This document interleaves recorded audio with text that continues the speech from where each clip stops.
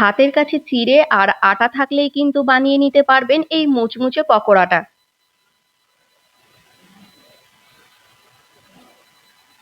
তো চিড়ের এই পকোড়াটা বানানোর জন্য এখানে আমি ১.৫ কাপ মতো চিড়ে নিয়ে নেব। চিড়েটাকে এবার খুব ভালো মতো ধুয়ে নিতে হবে। খুব সুন্দর মতো আমি বেশ কয়েকবার পানি পাল্টিয়ে কিন্তু খুব ভালো মতো ধুয়ে নিয়েছি চিড়েটাকে। দেখুন অনেকটাই নোংরা বেরোয়, তো আমি বেশ কয়েকবার পানি পাল্টিয়ে কিন্তু খুব সুন্দর মতো ধুয়ে নিয়েছি। খুব ভালো মতো ধুয়ে নেওয়ার পর এটাকে ৫ থেকে ৬ মিনিট আমি পানিতে ভিজিয়ে রাখবো। পানিতে একটু ভিজিয়ে রাখলে কিন্তু খুব সুন্দর নরম হয়ে যায়। এবার পানিটা ঝরিয়ে নিয়ে দেখুন চিড়েটা কিন্তু অনেকটাই নরম হয়ে গিয়েছে খুব সুন্দর মতো। এবার এটাকে আমি একটা মিক্সিং জারের মধ্যে দিয়ে দেব।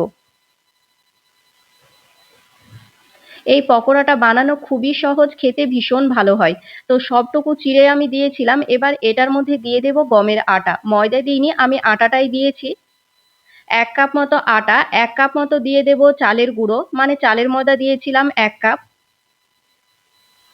আর এখানে কাঁচা আলু দিয়েছিলাম একটা, ছোট সাইজের একটা কাঁচা আলু দিয়ে অল্প একটু পানি দিয়ে কিন্তু খুব ভালো মতো ব্লেন্ডারে ব্লেন্ড করে নিতে হবে। আর হ্যাঁ, মিক্সিং জারের মধ্যে আমি কিন্তু ১ কাপ মতো টক দই দিয়েছিলাম, সেটা স্কিপ হয়ে গিয়েছে। তো মেজারিং কাপের ১ কাপ টক দইও দিয়ে দিবেন। এবার সমস্ত কিছুকে একটা হ্যান্ড উইক্স দিয়ে ৬ থেকে ৭ মিনিট মতো খুব ভালো মতো ফেটিয়ে নিতে হবে। আমি ৬ থেকে ৭ মিনিট খুব সুন্দর মতো ফেটিয়ে নিয়েছি। এটা আপনারা চাইলে যেকোনো চামচ দিয়েও ফেটিয়ে নিতে পারেন, তবে আমি এরকম হ্যান্ড উইক্স দিয়ে ফেটিয়ে নিয়েছিলাম। দেখুন খুব সুন্দর মতো করে কিন্তু একটু সময় নিয়ে মানে ৫ থেকে ৬ মিনিট ফেটিয়ে নিলেই হয়ে যাবে। তো ব্যাটারটা আমার ফেটানো হয়ে গিয়েছে। এবার এটার মধ্যে দিয়ে দেব টেস্ট অনুযায়ী লবণ, মানে ওই 1/2 টেবিল চামচ লবণ দিয়েছিলাম। কিছুটা দিয়ে দেব কাঁচা লঙ্কা, ৩ থেকে ৪ টে মতো কাঁচা লঙ্কা দিয়েছিলাম। কুচিয়ে নেওয়া পেঁয়াজ দিয়েছিলাম, ২ টো মিডিয়াম সাইজের পেঁয়াজ কুচিয়ে নেওয়া দিয়েছিলাম। যারা পেঁয়াজ খায় না তারা কিন্তু স্কিপ করতে পারে। ধনিয়া পাতা কুচি দিয়েছিলাম, 1/2 টেবিল চামচ এখানে চাট মসলা দিয়ে দেব। ১ টেবিল চামচ চিলি ফ্লেক্স দিয়ে দেব। চিলি ফ্লেক্সটা দিলে ফ্লেভারটা যেমন সুন্দর আসে, খেতেও ভালো লাগে। ১ টেবিল চামচ এখানে গোটা জিরে দিয়েছিলাম। আর লাল লঙ্কার গুঁড়ো 1/2 টেবিল চামচ রাখবো। এবার সমস্ত কিছুকে ব্যাটারের সঙ্গে খুব ভালো মতো মিশিয়ে নিতে হবে। আর ব্যাটারটা যদি আপনাদের একটু পাতলা মনে হয় তাহলে কিন্তু পরবর্তীতে অল্প একটু চালের ময়দা মিশিয়ে নিতে পারেন। কারণ খুব বেশি যদি ব্যাটার পাতলা হয় তাহলে পকোড়াগুলো ভাজার সময় কিন্তু বেশি তেল টানবে।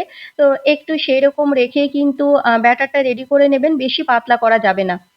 তো ব্যাটারটা কিন্তু আমার খুব ভালো মতো আমি মেখে নিয়েছি। এবার এগুলোকে তেলে ভেজে নেওয়ার পালা।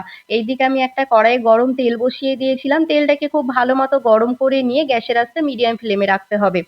এবার এইরকম ছোট, ছোট করে কিন্তু আমি দিয়ে দেব। যেরকম বড়া ভাজি সেইরকম করেই কিন্তু আমি পকোড়াগুলো ভেজে নিয়েছিলাম। তো একটু ছোট সাইজ করে রেখেছি, এটাই দেখতে বেশি ভালো লাগবে।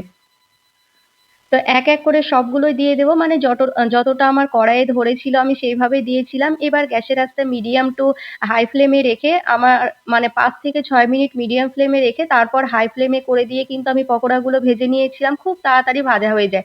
একদম অল্প সময়ের মধ্যে মজাদার নাস্তা। বাড়িতে কোনো গেস্ট এলে কিংবা বাচ্চারা যদি হুটহাট করে কিছু খেতে চায় তাহলে কিন্তু এই পকোড়াটা বানিয়ে দিতে পারেন।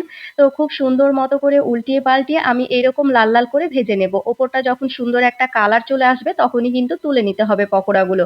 এই তো পকোড়াগুলো কিন্তু আমার ভাজা হয়ে গিয়েছে। দেখুন আমি খুব ভালো মতো ভেজে নিয়েছি। এক, এক করে সবগুলোই ভেজে নিয়েছিলাম। এটা যেকোনো চাটনি সঙ্গেও কিন্তু আপনারা খেতে পারেন।